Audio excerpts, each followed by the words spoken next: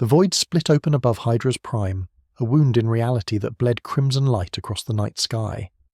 Billions watched as something fell from that cosmic tear, trailing fire like a meteor. Imperial Vox channels crackled with panic. Orbital defense platforms locked, targeting arrays. The planetary defense force mobilized with practiced efficiency, born from generations of vigilance against Xeno's raids. Governor Talia stood on his palace balcony, magnulas pressed to his eyes, tracking the anomaly as it slowed its descent. Not debris, then not a natural phenomenon. The object changed course, demonstrating purpose, intellect. "My lord," his senior whispered, "the astropaths report disturbance in the warp. Something is coming through." Tius nodded grimly. "Alert the Astrometarum garrison. Prepare evacuation protocols for the upper hive spires, and send word to the figure resolved in the sky before him, hovering impossibly without thrust or visible means of flight. A man or something resembling one, broad-shouldered, clad in blue with a crimson cape billowing behind him, despite the absence of wind. Upon his chest, a stylized symbol that resembled no imperial heraldry Tus had ever witnessed. Your world faces grave danger." The figure spoke, his voice carrying impossibly across the distance without Vox amplification. "I am Kal-El. I come to help." As if summoned by his words, the orbital aura rays blared warnings. A Xenos fleet had translated from the warp at the system's edge. Tyranids, the first tendrils of a hive fleet probing imperial defences. Within the governor's command bunker, tactical holiths flickered with incoming data. The Xenos vessels moved with terrible purpose. Bioships propelled by eldritch means beyond imperial comprehension. Voidcraft swarmed from their carapaced hulls, msietic spores already burning through atmosphere toward population centres. Estimated civilian casualties, Governor Tius asked, his voice steady despite the horror unfolding before him. The tactician, a veteran of 3 previous campaigns, replied without emotion. "Conservative estimate places initial casualties at 30 million, my lord. The outer agricultural zones will be overrun within hours, the hive cities themselves within days unless the Navy can establish void superiority. And what of our mysterious visitor?" As if in answer, the tactical displays blurred with movement. Something impossibly fast intercepted the first wave of mice spores. The blue and red figure tore through their ranks like an avenging angel, each impact detonating the biological pods before they could deliver their lethal cargo to the surface. In the upper atmosphere, Kal-El worked methodically, his eyes projecting beams of intense heat that scoured the alien vessels from existence. Where his fists connected with the larger spores, they detonated in spectacular fashion, raining harmless organic debris rather than ravening hordes of genostealers and gaunts. Governor Talus watched in silence as the mysterious being single-handedly accomplished what would have required an entire Imperial Navy battle group. When the last of the initial wave had been destroyed, the figure descended to the governor's palace, landing with impossible grace upon the marble flagstones.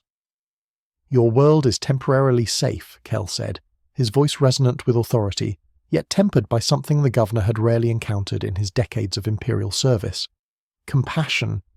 But they will send more. I can help prepare your defences." Tia studied the being before him, humanoid, yet clearly not human. Too perfect, too powerful. In the Imperium, such divergence from humanity inevitably spelled either alien deception or warp corruption. "What manner of being are you?" Talus demanded, his hand resting upon his ceremonial bolt pistol. "Speak truthfully, for the Emperor's light reveals all falsehoods. I am Kel, last son of Krypton. My world died long ago in another realm of existence. I was sent here through means I don't fully understand, but I know my purpose remains unchanged, to protect life, to stand against darkness." Before Tus could respond, the palace trembled. Through the armoured viewing ports they witnessed the sky darkening again, not with night, but with the vast shadow of a much larger bioship entering low orbit. This was no mere scouting force. The main Tyranid invasion had begun. "Emperor, protect us," whispered the Senior. Call looked to the governor. "I must go. Your people need me." "Wait," Tus called as the being prepared to launch himself skyward. "The Imperium has protocols for such threats. The proper authorities must be notified. The Inquisition will want to interrogate you." A faint smile crossed the perfect features. There's no time for bureaucracy when lives are at stake. With that, he was gone, leaving only a rush of displaced air. On the tactical holiths, The operators tracked his impossible velocity as he intercepted the first wave of new attackers. 3 days later, the main Tyranid assault had been broken. Imperial Navy reinforcements arrived to find the system's space lanes clear of Xenos vessels, the bioships reduced to drifting frozen husks.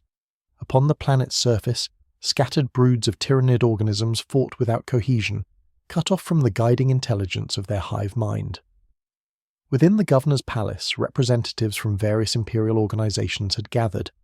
Admirals from the Navy, commissars from the Astra Militarum, even a delegation from the Adeptus Mechanicus, drawn by reports of the strange being's capabilities. The creature demonstrates power beyond documented human potential, stated Magos Tekch, his augment eyes whirring as they focused. Its velocity exceeds Warhawk pattern jet fighters.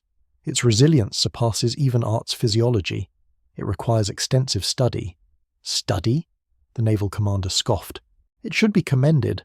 3 hive ships destroyed, millions of citizens saved. Whatever it is, it fights for humanity. That remains to be proven, came a new voice. The assembled officials turned to see a slender figure in the distinctive garb of the Inquisition. Inquisitor Cardinal Virine moved with predatory grace into the chamber, her face half hidden behind an ornate mask of gold and ceramite. Nothing stands higher than the Emperor, she continued, her voice carrying the weight of absolute authority. Not in power, not in moral standing, not in the loyalty of imperial citizens. This being, whatever its origins, represents a grave theological threat. With respect, Inquisitor Governor Tallis interjected, it saved my world when imperial forces could not arrive in time. It asked for nothing in return. It seems to embody the Emperor's own values of protection and sacrifice. Vin's augmented eyes narrowed. Heresy begins with such seemingly innocent observations. Governor, the path to damnation is paved with rationalization. The chamber fell silent as a figure descended through an open balcony. Corell stepped forward, his impossible perfection somehow emphasized rather than diminished by the dirt and Tyranid ichor staining his attire. I apologize for the interruption, he said, but there are still civilians trapped in the eastern agricultural zones. The xenoforms have established a central nesting ground there. I've been clearing them district by district, but more coordinated assistance would save more lives. Inquisitor Vrain stepped forward, her hand conspicuously near her bolt pistol. Identify yourself, anomaly. By the authority of the god, Emperor's Holy Inquisition, you will submit to examination and interrogation. Kuhl regarded her with calm eyes. I respect your authority, Inquisitor, but people are dying while we speak. I can hear their screams from here. Thousands of them, children. Can your examination wait until they're safe? Nothing supersedes the security of mankind's soul, Vin replied coldly. The physical deaths of a few thousand citizens is nothing compared to the spiritual corruption one unexamined entity might spread. For the first time, something like anger flickered across Kal-El's features. Where I come from, every life matters. No authority is so important that it can ignore suffering. Then you reveal your alien nature, Varen said with grim satisfaction. In the Imperium, sacrifice is our currency. The strong must be willing to expend the weak for mankind's greater survival. The Emperor himself sacrificed thousands daily to maintain the Astronomicon. Your philosophy is not merely naive, alien, it is dangerous. Before Cal could respond, alarms blared throughout the palace. The tactical officer's voice came urgently through the Vox. Multiple warp signatures detected. Massive translation event in progress. The halithic display showed a new threat emerging. Not Tyranids this time, but the twisted shapes of Chaos warships, their hulls distorted by millennia in the Immaterium, bristling with corrupted weaponry. The Blood Disciples, Vane whispered recognition in her voice. The Tyranids were merely the prelude. This is a coordinated attack. Kuhl moved toward the balcony. I'll intercept them. Wait, Varen commanded. These are not mindless Xenos. These are traitors to mankind. Corrupted by the ruinous powers, their vessels carry Chaos Space Marines, warriors twisted by warp energies. They wield weapons that can harm even beings such as yourself. You know what I am? I know enough to recognize a potential catastrophe, Vin replied. If you truly wish to help humanity, you will coordinate with Imperial forces rather than acting unilaterally. For a moment, tension hung in the air between them. Then Kal-El nodded once. Tell me what I need to know. The briefing was brutally efficient. The Blood Disciples, a warband of Chaos Space Marines dedicated to Khorne, had likely been drawn to the system by the psychic reverberations of the Tyranid hive minds' death throes. They would seek blood and skulls, targeting civilian populations for maximum slaughter. Their leader, Vorgath the Bloodbringer, wears Terminator armor infused with warp energies, Vin explained. He carries an axe that is said to be able to cut through reality itself. Do not underestimate him. Cal absorbed the information with grim determination. I've faced beings of immense power before, gods and monsters. Not like these, Varin warned. The Chaos Gods are unlike anything from your realm. They feed on emotion, on belief. They can corrupt even the purest heart given time and vulnerability. For the first time, uncertainty crossed the perfect features. I've resisted mind control before. This is not mere mind control, Vin insisted. This is the fundamental corruption of reality itself. The warping of physical laws and moral certainties. Even your incredible strength means nothing if your soul becomes a conduit for their influence. Aboard the lead Chaos vessel, Vorgath the Bloodbringer surveyed the tactical displays with hungry anticipation.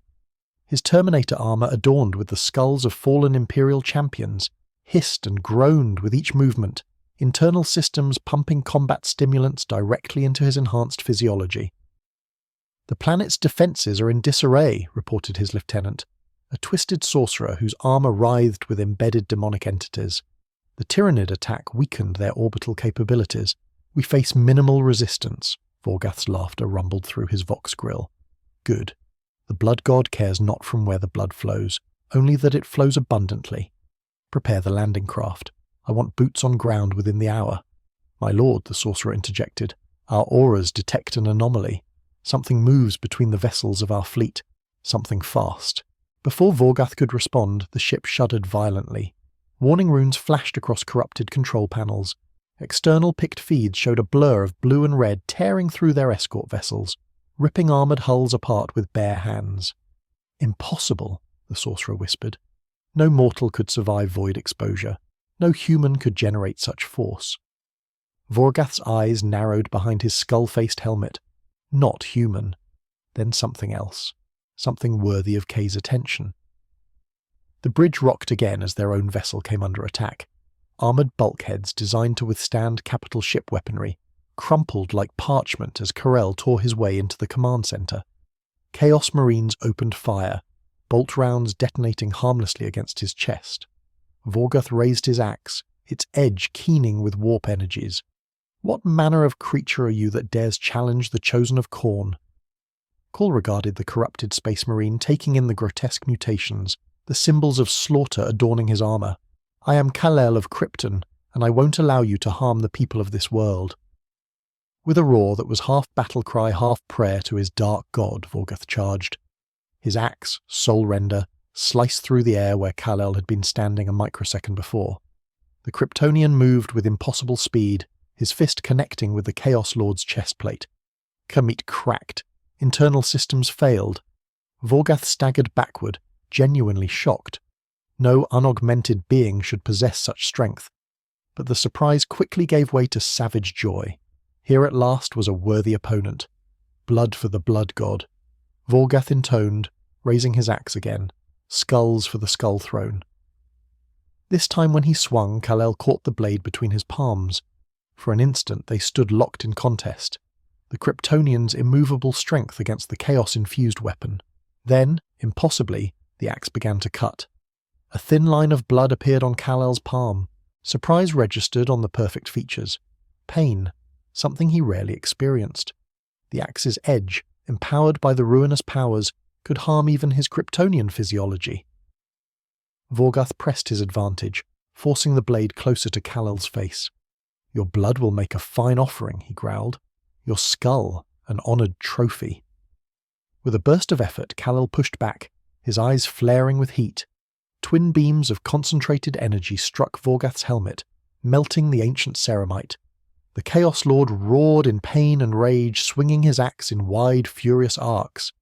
Across the bridge, the sorcerer began an incantation, warp energies coalescing around his outstretched hands. Reality rippled as he sought to bind the Kryptonian with chains of pure Emperor energy. Kal-El felt the pressure of unnatural forces attempting to constrain him. Not physical bonds, but something that clawed at his very essence. He broke free with a surge of effort, but the momentary distraction allowed Vorgath to strike again, the corrupted axe slicing across his chest. The legendary suit, which had withstood countless perils across multiple realities, tore under the warp-infused blade. Blood welled from the wound, startling in its vivid redness against the blue fabric. Realizing the danger, Kal-El changed tactics. Instead of meeting strength with strength, he utilized his speed, becoming a blur of motion, too fast for even the enhanced senses of the Chaos Marines to track. In seconds, he had disarmed the bridge crew, shattered their weapons and returned to face Vorgath. The Chaos Lord found his axe suddenly missing from his grasp. Khal held Soul Render, the corrupted weapon struggling in his grip as if alive and angry. "Your gods have no power over me," Kal-El declared, though the statement carried less certainty than it might have moments before. The wound on his chest throbbed with unnatural pain. The axe in his hand seemed to whisper promises of power, of glory. With visible effort, he snapped the weapon over his knee.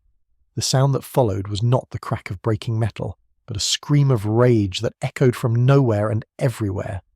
The bridge lighting flickered. Blood began to weep from the eyes of the mortal crew members. Vorgath laughed, the sound distorted through his damaged helmet. "Fool, you cannot destroy that which belongs to the blood god. You have only freed its essence." The broken pieces of the axe dissolved into a crimson mist that swirled around the bridge. Where it touched bare flesh, it burned like acid, consuming the unfortunate crew members.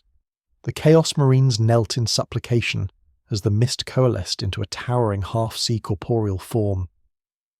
A daemon of Khorne stood before them, its body a nightmare amalgamation of muscle, brass, and constantly flowing blood. Massive horns curved from its bestial head, and in its clawed hands it held an axe that dwarfed the one Kal-El had destroyed. "Blood!" it demanded, its voice causing mortal ears to bleed. "Skulls!" Kal-El stood his ground as the monstrous entity focused its hatred upon him. "I've faced demons before," he said, though doubt crept into his voice. This creature was fundamentally different from the extra-dimensional entities he had encountered in his home reality. It radiated not just malevolence, but wrongness, an affront to natural law. The demon swung its massive axe. Khal dodged, countering with a punch that would have shattered mountains. His fist connected with the demon's chest, displacing its form momentarily before it reconstituted. "Your strength feeds Horn." The demon roared with pleasure rather than pain. "Your rage empowers him." Kal-El realized with growing horror that his conventional tactics were ineffective. This was not a physical enemy that could be overpowered or outsmarted.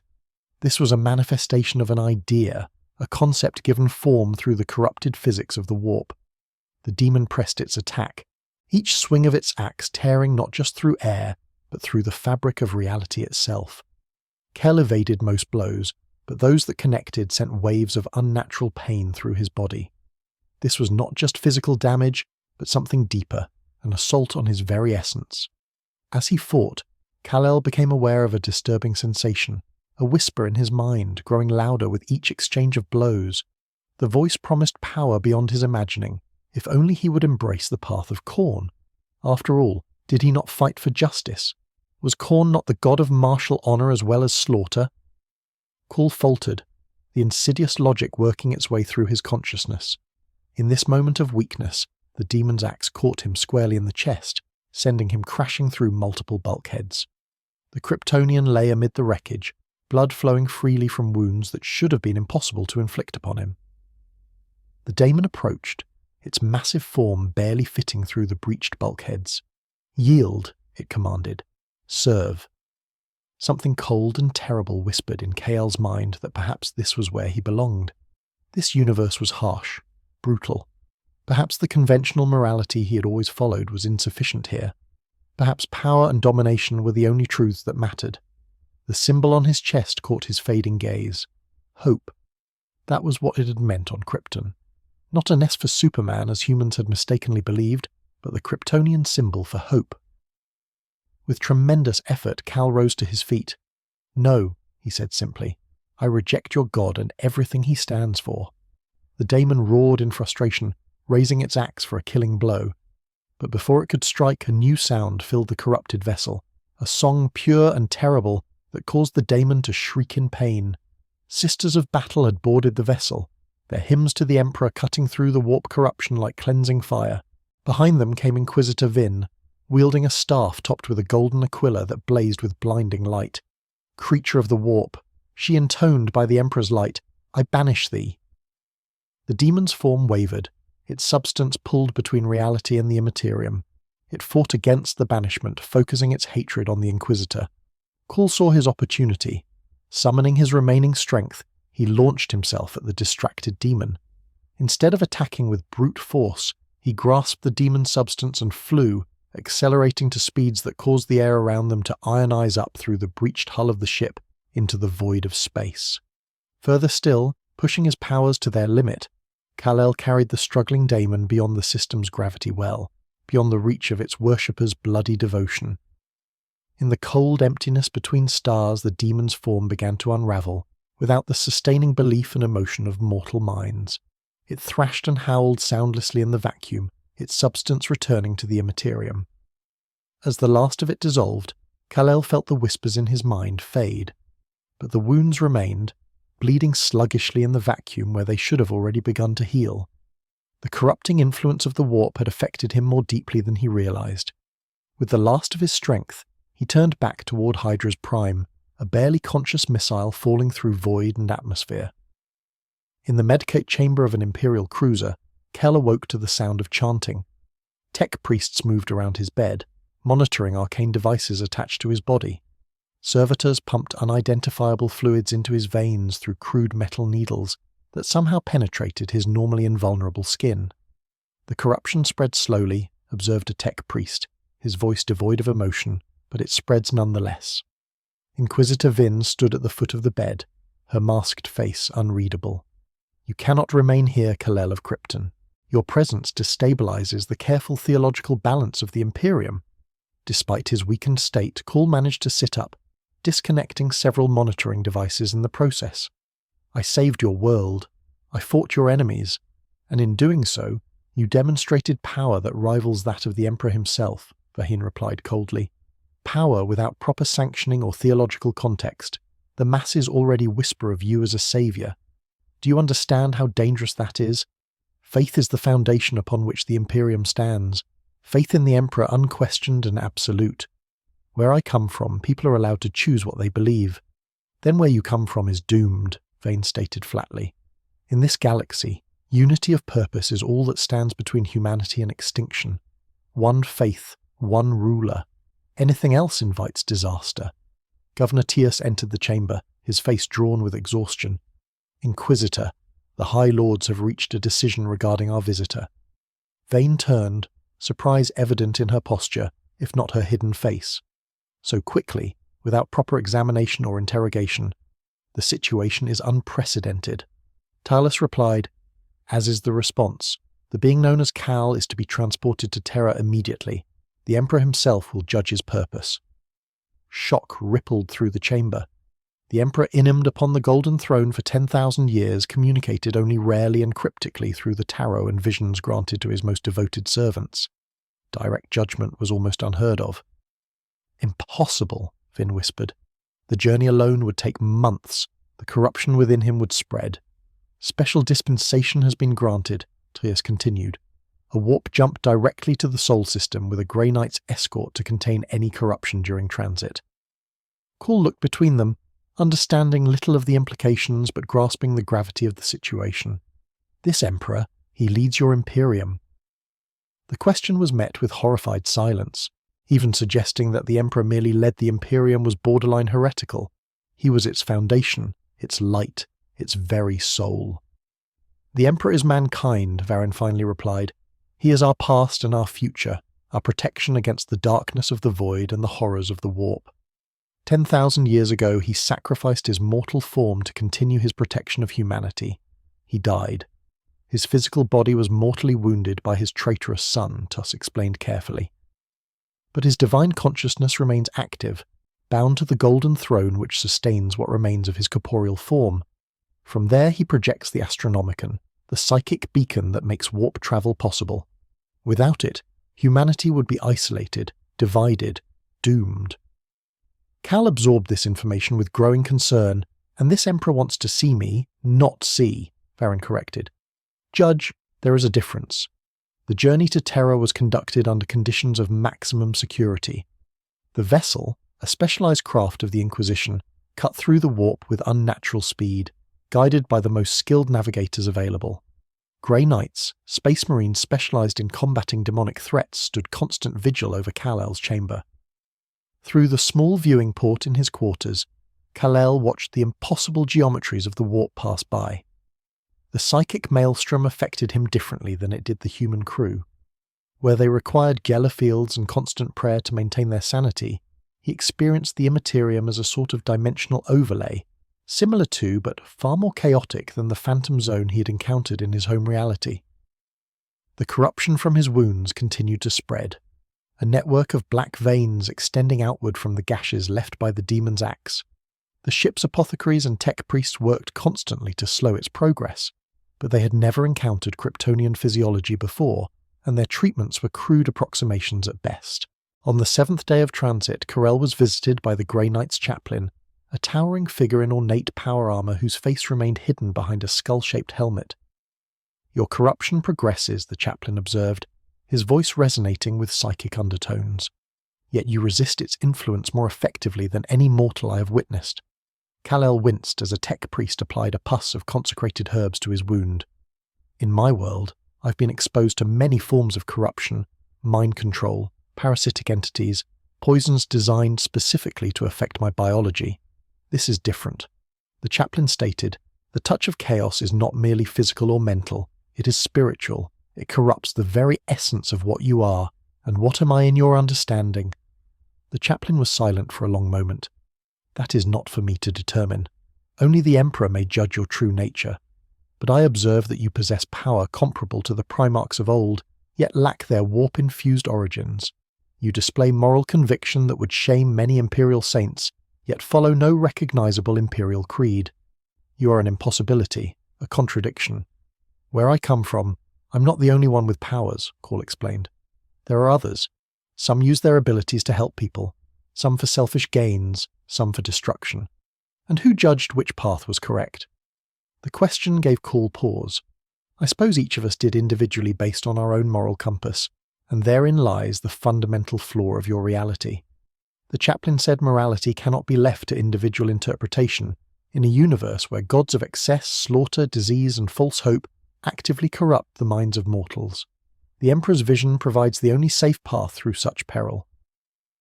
Before Kal-El could respond, alarms blared throughout the ship. The tech priests hurriedly completed their ministrations and departed. The chaplain tilted his head, receiving information through his armor's communication systems. "We are under attack," he stated calmly. "A fleet of unknown origin has intercepted us despite the secrecy of our route. Our navigator reports unusual disruptions in the warp. It appears our mission was compromised." Kal-El rose from his bed, ignoring the pain that radiated from his wounds. "Let me help." "You are in no condition to fight," the chaplain observed, "and you remain under our custody until presented to the Emperor." "People are dying while we speak," Kal-El countered, echoing his earlier words to Inquisitor Vin. "I can hear them. Let me help or confine me more effectively." The chaplain considered for a moment, then nodded once. "Follow me, but know that any attempt to flee will be considered confirmation of hostile intent." They made their way through corridors filled with frantic activity. Crew members rushed to battle stations. Medicae personnel prepared for casualties. The ship shuddered repeatedly as enemy fire impacted against void shields. On the bridge, a scene of controlled chaos greeted them. Tactical holiths displayed their vessels surrounded by ships of unknown configuration, neither Imperial nor matching any known Xenos patterns. They attacked with weapons that seemed to phase in and out of reality, bypassing conventional defenses. "Status report," the chaplain demanded. The ship's captain, a grim veteran of countless void engagements, responded without taking his eyes from the tactical displays. "Void shields at 30% and failing. Weapons ineffective against their phase-shifting technology. They've made no attempts at communication. 3 boarding craft have attached to lower decks. Grey Knight Squad Purgator is engaging. Their configuration is unfamiliar," the chaplain noted. "Not Chaos, not Xenos of any recognized strain." Call studied the holithic images with growing dread. "I recognize those ships, their Kryptonian design. but corrupted somehow, twisted. All eyes turned to him. The captain's expression hardened. These attackers? Not specifically, but the technology. Yes, it's from my world. My dead world. Inquisitor Vin stepped forward from the shadows of the bridge where she had been observing. Explain quickly. Krypton was destroyed. I was sent away as an infant, the last survivor. But before that, there were colonies, outposts, exploration vessels. Kal-El's expression grew troubled. If some of them found their way to this reality, as I did, but arrived centuries or millennia earlier, they could have established a presence, Vin concluded. One unknown to the Imperium. Unknown or deliberately hidden, the captain suggested darkly. Further discussion was cut short as the bridge rocked violently. Warning runes flashed across control panels. The tech priests at their stations intoned Bin-Narik prayers as they fought to maintain critical systems. Lower decks breached, reported a senior officer. Grey Knights in combat with boarding parties. Enemy combatants reported as humanoid but heavily augmented. They're heading for the prisoners' quarters. They're looking for me, Call realized. They must have detected my presence somehow. The chaplain's hand went to his force sword. Then they shall be disappointed. You will remain under Imperial custody. Another violent shudder ran through the ship. The lighting flickered and died, replaced by the red glow of emergency lumens. When it stabilized, a new figure stood on the bridge, having somehow bypassed all security. The intruder resembled Kal in broad physical structure, but twisted by extensive cybernetic augmentation, where the man of steel's appearance was one of natural perfection. This being was a grotesque marriage of Kryptonian biology and machine. Its skin had the same invulnerable quality, but was traced with metallic components that pulsed with energy. The symbol on its chest was a perverted version of Kal-El's own, the lines harsh and angular. Kal, the creature, spoke its voice a harmonic blend of organic and synthetic tones. Last son of Krypton, we have searched for you across realities. Grey Knights and ship security personnel surrounded the intruder, weapons trained on its position. The chaplain stepped forward, his force sword humming with psychic energy. Identify yourself, abomination, he demanded. By what right do you attack a vessel of the Holy Inquisition? The creature's gaze never left Call. I am Connell, once of the House of El, now of the Collectorate. We have come to integrate the last pure Kryptonian genetic template, the House of El. The House of El. Kal-El's expression showed shock and confusion. That's impossible. Krypton was destroyed. The bloodlines ended. In your reality, perhaps, Connell replied. In ours, a fragment survived, adapted, evolved. We discovered the principle of dimensional transit millennia ago. We have built an empire spanning multiple realities. This one, with its unstable dimensional barriers and rich resources, is merely the latest to be targeted for integration. Inquisitor Vin stepped forward. No empire exists in Imperial space without our knowledge. The Emperor's dominion is absolute. For the first time, Connell acknowledged the humans around him. His augmented eyes scanned Vane with clinical detachment. Your Emperor is known to us, he stated. A powerful psychic entity, but ultimately just another consciousness to be integrated into the Collectorate. His knowledge will serve our expansion. His genetic material will enhance our biological components. The blasphemy of these statements caused audible gasps among the crew. The Grey Knights moved as one, attacking the intruder with coordinated precision. Force weapons designed to harm Damon struck at the cybernetic Kryptonian from multiple angles. Connell moved within human speed, though lacking the fluid grace of Kal. His movements were efficient, calculated, machine-like. Force weapons that could cleave through demonic entities merely scraped against his hybridized flesh. Where they connected with cybernetic components, sparks flew and systems momentarily faltered, but self-repair protocols engaged almost instantly. Inefficient, Connell observed, catching a force halberd mid-swing and shattering its adamantium hafted. Your weapons are designed for entities of warp energy. I am material evolved, perfected. With methodical precision, he disabled the Grey Knights one by one. Not killing them, Kal-El noted, but rendering them combat ineffective with precisely calculated force. A warrior race valuing efficiency above all else. The horror of what his people might have become in another reality struck him deeply. Despite his weakened condition, Kel launched himself at his corrupted kinsman. Their collision shook the bridge, consoles shattering under the force of their impact. Where the Grey Knights had failed individually, Corell matched Connell blow for blow.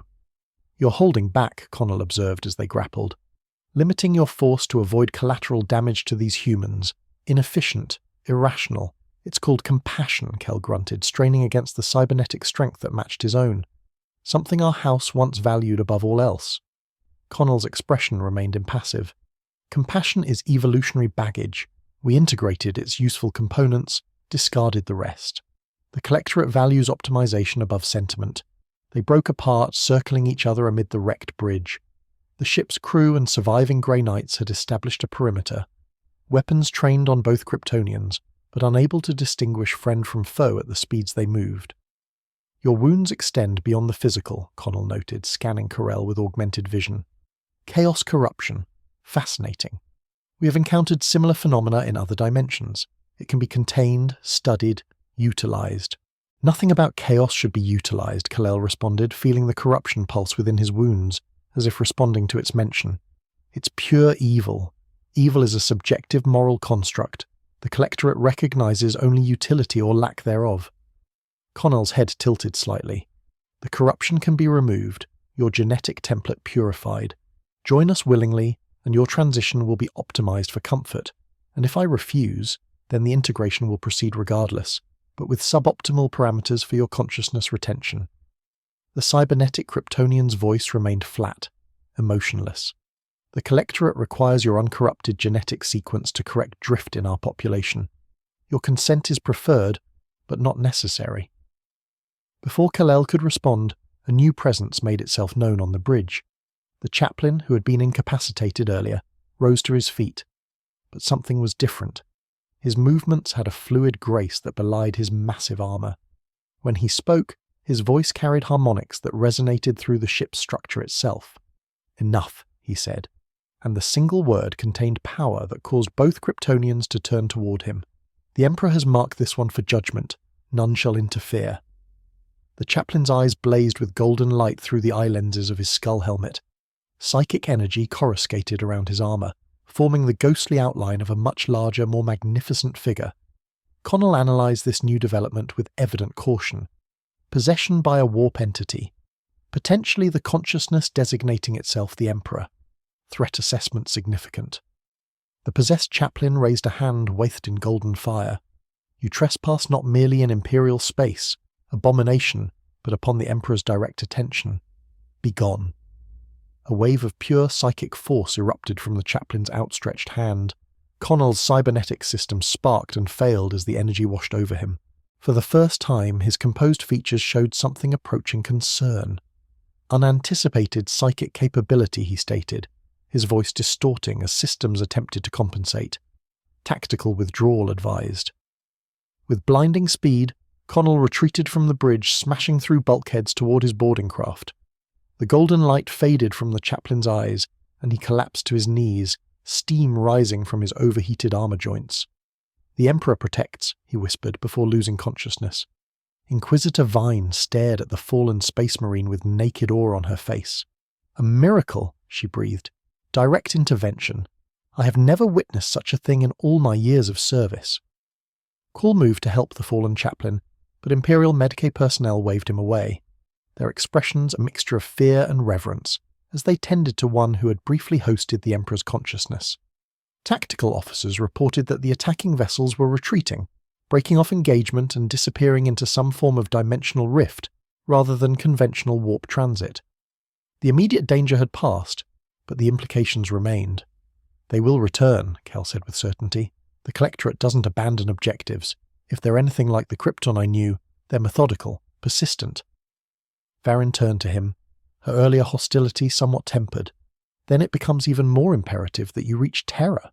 The Emperor has demonstrated his interest in your fate. Such direct intervention has not been recorded in centuries." The remainder of the journey proceeded without further incident, though tension hung heavy throughout the vessel. Repair crews worked continuously to address the damage from the attack. The wounded were tended to. The dead were given proper rites, their gene seed harvested from the fallen Grey Knights for return to their chapter. Cal spent the time in meditation, focusing his incredible will on containing the chaos corruption that continued its slow spread through his body. The wound itself no longer bled, but the black veins extending from it pulsed with malevolent energy, occasionally causing him to experience visions of slaughter and destruction that grew increasingly difficult to distinguish from his own thoughts.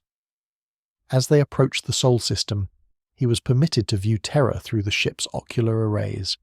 The birthplace of humanity was nothing like the Earth he'd known, where his adopted homeworld had been a blue jewel suspended in the void. This terror was a scarred industrialized orb surrounded by a breathtaking web of orbital structures, defense platforms, and void ships. The scale of human presence dwarfed anything he had witnessed before. At the center of it all stood the Imperial Palace, a continent-spanning edifice of impossible grandeur, its highest spires reaching into low orbit.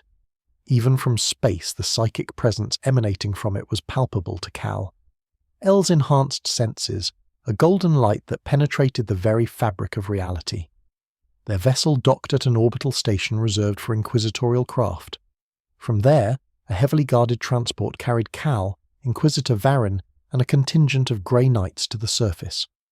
They descended through layer upon layer of security, each more stringent than the last, until finally reaching the outer precincts of the Imperial Palace itself.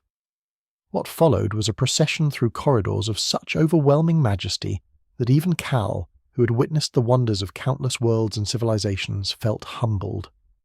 Miles of processionals lined with statues of space marines hundreds of feet tall, cathedrals where thousands of pilgrims prostrated themselves before relics of Imperial saints, battlements where Titan war machines stood eternal vigil, their weapon systems humming with potential energy. At each checkpoint, Inquisitor Vrain presented credentials of increasing rarity and significance. Ancient scripts were consulted, genetic samples were taken and verified, psychic probes assessed their intentions.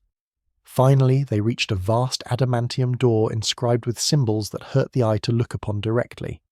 Before it stood members of the Adeptus Custodes, the Emperor's personal guard, their golden armor gleaming with an inner light that spoke of technologies far beyond even the advanced systems of the Adeptus Mechanicus. "The anomaly will proceed alone from here," stated the shield captain of the Custodes, his voice resonating with authority that balked no argument. Varen stepped forward. "With respect, shield captain, the prisoner represents a potential threat of the highest order. The protocols for such situations clearly state, the protocols are superseded by direct command." The Custodes interrupted. "He will proceed alone or he will not proceed at all." The Grey Knights, themselves among the most elite warriors in the Imperium, stood in obvious deference to the golden-armoured guardians. Even they would not challenge the Custodes within the Imperial Palace itself. Kala looked to Vin, who finally nodded once, her expression unreadable behind her mask. "The Emperor protects," she said simply. The massive doors swung open with impossible silence given their tremendous weight. Beyond lay a corridor that seemed to stretch into infinity, lined with more custodes standing immobile as statues, their guardian spears held at perfect attention. Taking a deep breath, Kalel stepped forward alone. The doors closed behind him with the same unnatural silence with which they had opened. The corridor extended for what seemed like miles, though distance became difficult to judge, as reality itself seemed to warp subtly around him. The air grew heavy with psychic presence, pressing against his consciousness like the deepest ocean depths might press against a submersible. Finally, the corridor opened into a chamber of such vast proportions that its boundaries were lost in shadow and distance. At its center stood the Golden Throne, a massive construct of technology and psychic architecture beyond comprehension. Upon it sat what remained of the Emperor of Mankind. His physical form withered to a desiccated husk after 10 millennia of unimaginable sacrifice, yet radiating power that made Kal-El's unprecedented strength seem insignificant by comparison. Ranged around the throne were ranks of custodes hundreds strong, along with tech priests of the Mechanicus, tending to the life support systems that sustained the Emperor's physical form. Silent Sisters of the Anathema Icana stood at strategic positions, their null presence creating pockets of psychic emptiness in the overwhelming sea of the Emperor's power. As Kel approached, guided by some instinct he could not name, he felt the weight of the Emperor's attention focus upon him. No words were spoken, yet communication occurred, bypassing language entirely to impress concepts directly upon his consciousness. "Last son of Krypton, guardian of a dead reality, I have watched your coming with great interest." Cal found himself unable to speak aloud. but his thoughts formed a response that the Emperor perceived without difficulty. You know what I am? I know all that walks within the materium and much that lurks beyond. Your arrival was foreseen, though its meaning remained unclear until now. Images flashed through Kal-El's mind. The destruction of Krypton, his arrival on Earth, his life as both Clark Kent and Superman, his battles against forces that threatened his adopted homeworld, but also new visions, things he had never experienced, alternative paths his life might have taken, darker possibilities where his power had corrupted rather than protected. Why am I here in this reality this time? Causality is rarely so simple. Call perhaps you are drawn here by the same forces that guide all things. Perhaps your presence serves a purpose in the great game against the ruinous powers. Perhaps it is mere chance, though I have come to doubt the existence of such a thing. The Emperor's psychic voice carried unfathomable weariness beneath its power. The exhaustion of a being who had guided humanity through 10,000 years of constant siege against forces seeking its extinction. Unbidden, the question formed in Kal-El's mind. Are you truly a god? The Emperor's response carried something that might have been amusement. I am what humanity needed me to become. Once a man, now something more and something less. Godhood is a matter of perspective. Kal, in your reality, were you not worshipped by some, though you denied divinity? The comparison struck uncomfortably close to home. Kal had always rejected any cult of personality around Superman, insisting he was merely using his abilities to help others as anyone would. Yet he could not deny that some had viewed him with religious awe, particularly in less developed regions. I never wanted worship, only to help, and therein lies the paradox that has brought you to my attention. Your power rivals that of my Primarchs, yet you lack their warp-touched nature.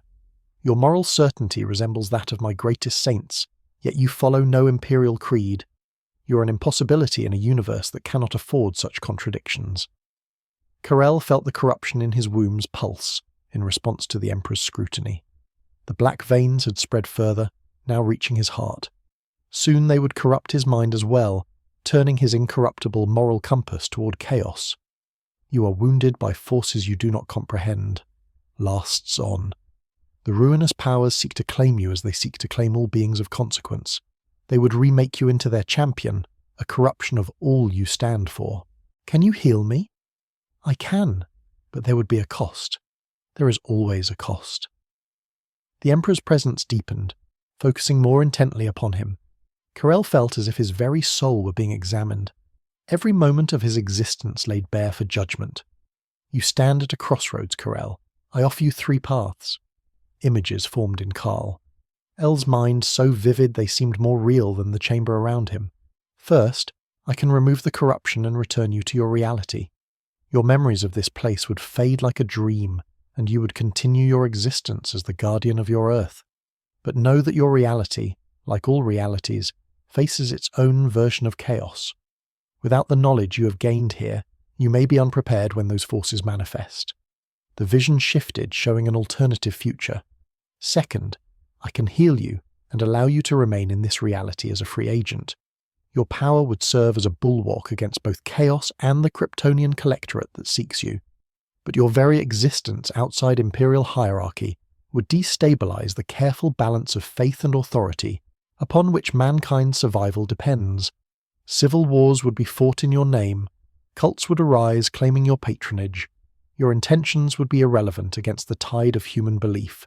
The final vision unfolded, grandest and most terrible of all. Third, I can remake you as my servant. Your power would be sanctified, your purpose aligned with the Imperium's survival. You would become a symbol of imperial might, a living saint whose very existence reinforces mankind's faith in their protector. Your freedom would be curtailed, your identity subsumed into the greater narrative of the Imperium, but your ability to save lives would be magnified 1,000-fold. The visions faded, leaving Kal-El once more aware of the immense chamber and the withered form upon the golden throne. The corruption in his wounds throbbed with increasing urgency, as if aware its time was limited. There must be another way, Kal-El thought, a compromise that preserves both my autonomy and this reality's stability. The luxury of perfect solutions died with old Earth. Call in this universe. Alabama L choices carry blood price. All victories are partial, all defeats absolute. Call considered each option carefully. return to his reality where he was needed, but without the knowledge to combat chaos when it inevitably manifested there, remain free in this reality, but become an unwitting catalyst for civil war and religious strife, or surrender his autonomy to serve the Emperor's vision, becoming a tool of an imperium whose methods often contradicted everything he stood for. None were ideal, all required sacrifice. As he deliberated, he became aware of another presence within the Emperor's psychic projection, not separate, but a facet of the whole, a lingering remnant of the man the Emperor had been before his internment upon the Golden Throne. This aspect watched Call with something approaching compassion, an emotion nearly foreign in the grim calculus of the 41st millennium. This choice defines not merely your fate, Kal-El, but potentially the course of multiple realities. The Collectorate will not cease its pursuit. Chaos will not abandon its claim upon your soul. My Imperium cannot tolerate an unaligned power of your magnitude. There are no innocent options remaining to you. In that moment, with perfect clarity, Cal understood the weight that the Emperor had carried for 10 millennia. The impossible choices, the necessary compromises, the sacrifices of principle in service to survival. He had always judged such moral concessions harshly from the comfortable perspective of a more forgiving reality. If I choose to serve, he thought carefully, what guarantees do I have that my power won't be misused? That I won't be ordered to commit atrocities in the name of imperial security? Guarantees are for realities with the luxury of certainty. Last son, I can offer only this. My vision for humanity has always been one of elevation, not mere survival. The cruelties of the Imperium are necessities I would unmake if circumstances allowed. Perhaps Wisconsin, your power added to mine. Such reform becomes possible in time. It was not the reassurance Cal had hoped for, but it carried the ring of truth. The Emperor offered no false promises, no easy absolution. For the first time since arriving in this harsh reality, Kal-El truly understood its fundamental difference from his own. His Earth had been a place where individual heroism could change the course of history, where moral compromise was rarely necessary, where the light always eventually triumphed over darkness. This universe offered no such comforts. Here, the best intentions paved roads to damnation. Here, victory was measured not in lives saved, but in humanity's continued existence against forces that sought its utter annihilation. Could he judge the methods of those fighting such a war? Could he maintain his moral certainty when faced with threats that rendered conventional ethics not just naive, but actively dangerous? The corruption pulsed again, sending waves of pain through his body. Time was running short. A decision had to be made. In the end, it came down to the fundamental question that had always guided him across every reality and incarnation. How could he best serve life? I choose the third path, he communicated finally. Not because I agree with everything the Imperium stands for, but because I can do the most good within its structure rather than against it.